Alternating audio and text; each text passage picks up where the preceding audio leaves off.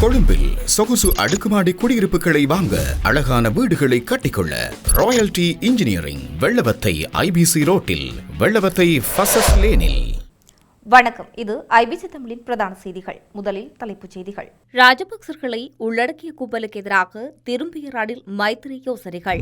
வரி அதிகரிப்பால் குறைந்த வாகன இறக்குமதி, அமைச்சர் வெளியிட்ட தகவல். செம்மணி மனித புதைகுழிக்குள் மழை அங்கேயுடன் சிறுவரின் எண்புக்கூடு அடையாளம். அனுரவுக்கு உதவ சஜித்திடம் ரணில் முன்வைக்கும் கோரிக்கை. உருவாகும் புதிய குழு. அறிவிக்கப்பட்டது தரம் 5 புலமை பரிசில் பரீட்சை திகதி. இலங்கையிலிருந்து இறக்குமதியாகும் பொருட்களுக்கு புதிய வரியை விதித்தது அமெரிக்கா. கட்டுப்பாட்டை மீறும் மத்திய கிழக்கு மோதல், உலக நாடுகளுக்கு அவசர எச்சரிக்கை. ஈரானுடன் போர் நிறுத்த பேச்சுவார்த்தை இல்லை, ட்ரம்ப் திட்டவட்டம். தொடர்பான விரிவான செய்திகள்.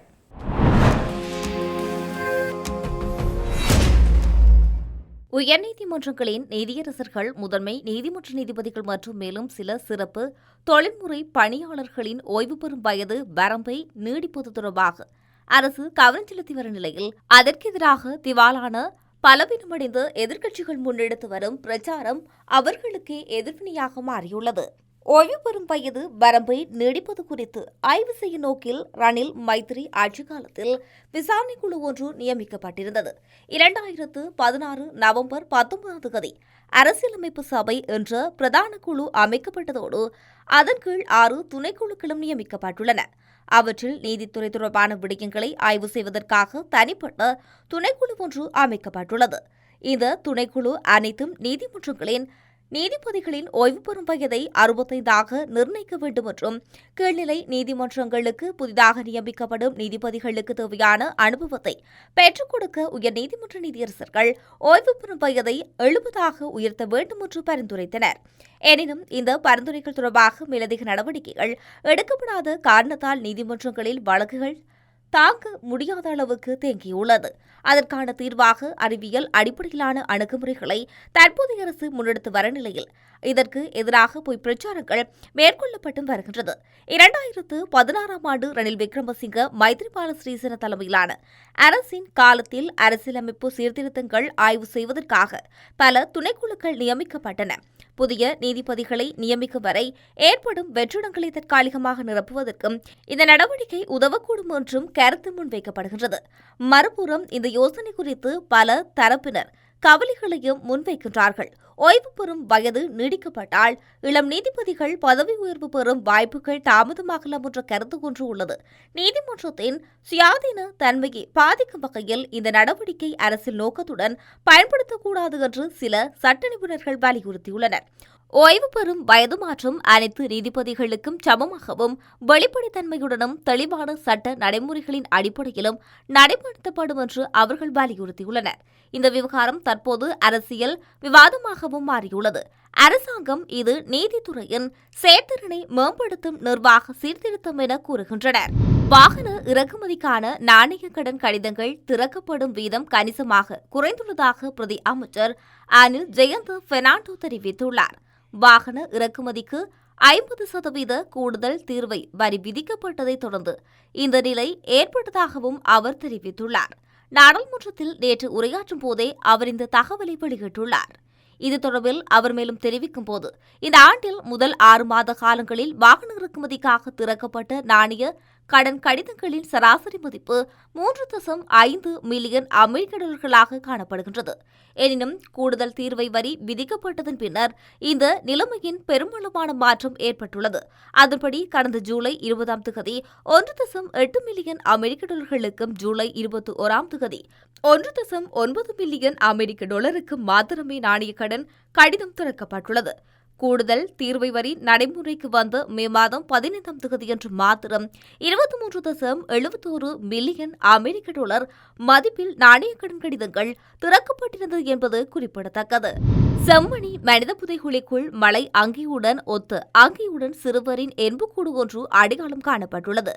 செம்மணி மனித புதைகுழியில் 3ஆம் கட்ட அகழ்வு பணிகள் 56 நாட்கள் முன்னெடுக்க நீதிமன்றம் அனுமதி வழங்கிய நிலையில் 41வது நாளான நேற்றைய தினம் 7 எண்புக்கூடுகள் அடையாளம் காணப்பட்டுள்ளது. அதேவேளை ஏற்கனவே அடையாளம் காணப்பட்டதில் 9 எண்புக்கூடுகள் அகழ்ந்தும் எடுக்கப்பட்டுள்ளது. அதேவேளை நேற்றைய தினம் 3 என்பு குவியல்கள் அடையாளம் காணப்பட்டதோடு ஆணிகளும் சீமேந்து தூண்டு ஒன்றும் அடையாளம் காணப்பட்டுள்ளது.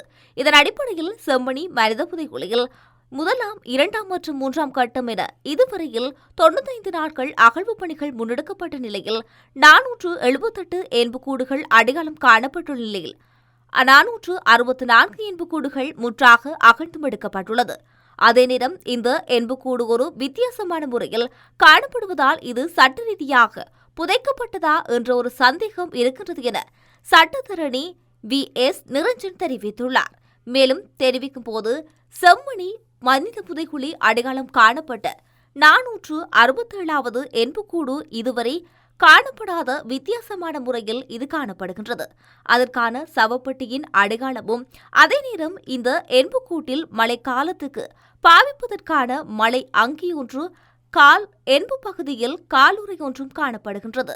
அதனால் அது சட்ட ரீதியாக புதைக்கப்பட்டதா என்ற ஐயம் இருக்கின்றது.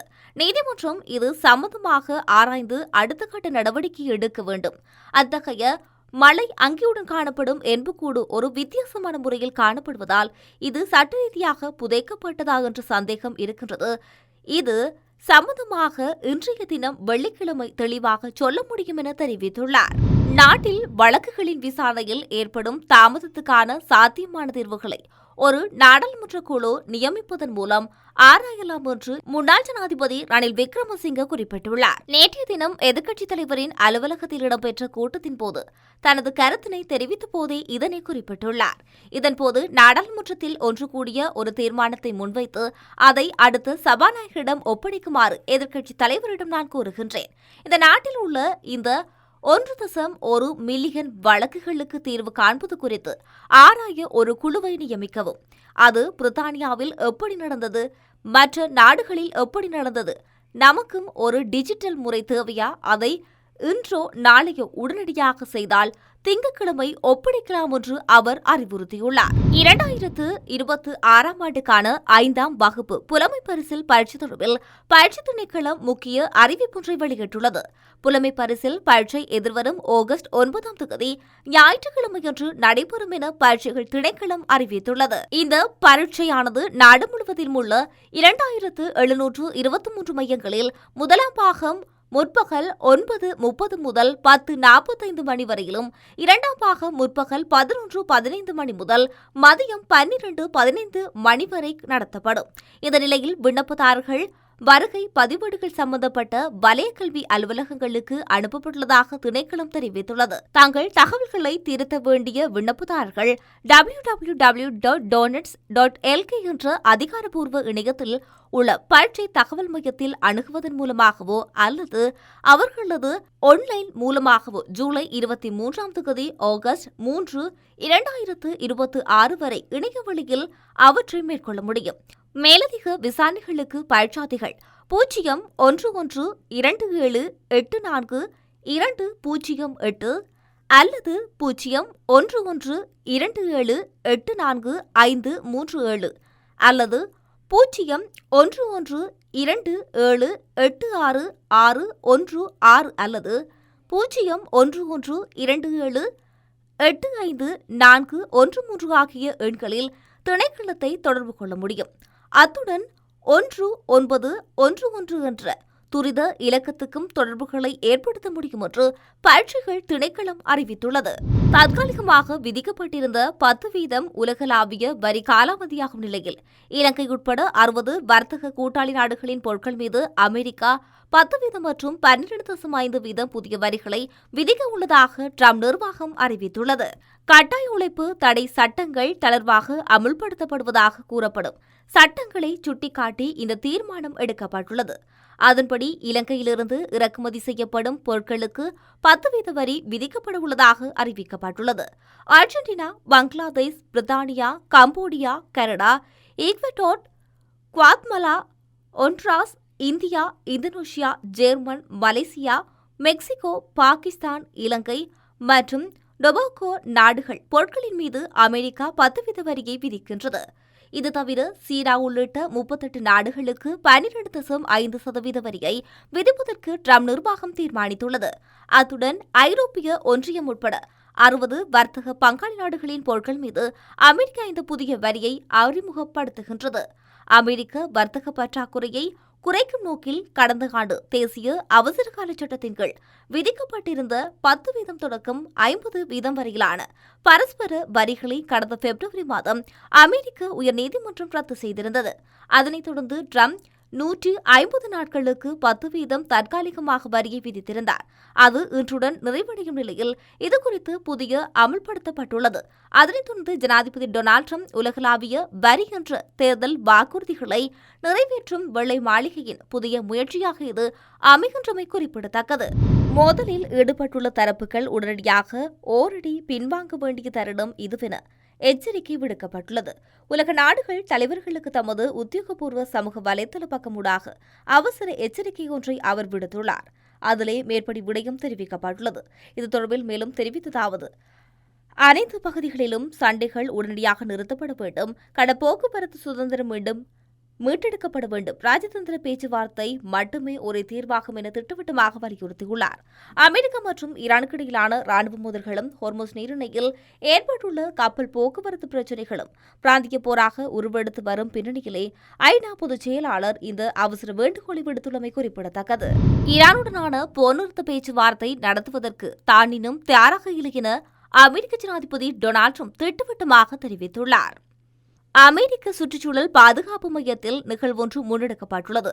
அதில் கலந்து கொண்டு கருத்தினை வெளியிடும் போதே இதனை குறிப்பிட்டுள்ளார். ட்ரம்ப் ஈரானிய இஸ்லாமிய குடியரசு எதிராக நாங்கள் மிகவும் சிறப்பாக செயற்பட்டு வருகின்றோம். அவர்கள் பேச்சுவார்த்தை நடத்த விரும்புகின்றார்கள். ஆனால் அவர்கள் அதற்கு இன்னும் தயாராகவில்லை என்று நான் கூறுகின்றேன். அவர்களுக்கு இன்னும் இதுபோன்ற தாக்குதல்களை தேவைப்படுகிறது என தெரிவித்துள்ளார்.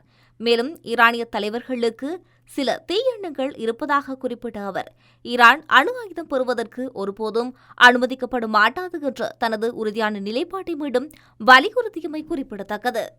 செய்தி நிறைவாக மீண்டும் தலைப்புச் செய்திகள். ராஜபக்சர்களை உள்ளடக்கிய கும்பலுக்கு எதிராக திரும்பிய ரணில் மைத்திரி யோசனைகள். வரி அதிகரிப்பால் குறைந்த வாகன இறக்குமதி. அமைச்சர் வெளியிட்ட தகவல். செம்மணி மனித புதைகுழிக்குள் மழை அங்கேயுடன் சிறுவரின் எண்புக்கூடு அடையாளம். அனுரவுக்கு உதவ சஜித்திடம் ரணில் முன்வைக்கும் கோரிக்கை. உருவாகும் புதிய குழு. அறிவிக்கப்பட்டது தரம் 5 புலமை பரிசில் பரீட்சை திகதி. இலங்கையிலிருந்து இறக்குமதியாகும் பொருட்களுக்கு புதிய வரியை விதித்தது அமெரிக்கா.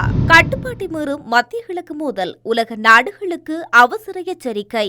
ஈரானுடன் போர் நிறுத்த பேச்சுவார்த்தை இல்லை. ட்ரம்ப் திட்டவட்டம். இத்துடன் ஐபிசி தமிழின் பிரதான செய்திகள் நிறைவு பெறுகின்றன. செய்திகளை உடனுக்குடன் அறிந்து கொள்ள ibctamil.com என்ற எமது இணையதளத்தை பார்வையிடுங்கள். வணக்கம். கொழும்பில் சொகுசு அடுக்குமாடி குடியிருப்புகளை வாங்க, அழகான வீடுகளை கட்டிக்கொள்ள ராயல்டி இன்ஜினியரிங் வெள்ளவத்தை IBC ரோட்டில், வெள்ளவத்தை ஃபசஸ் லேனில்.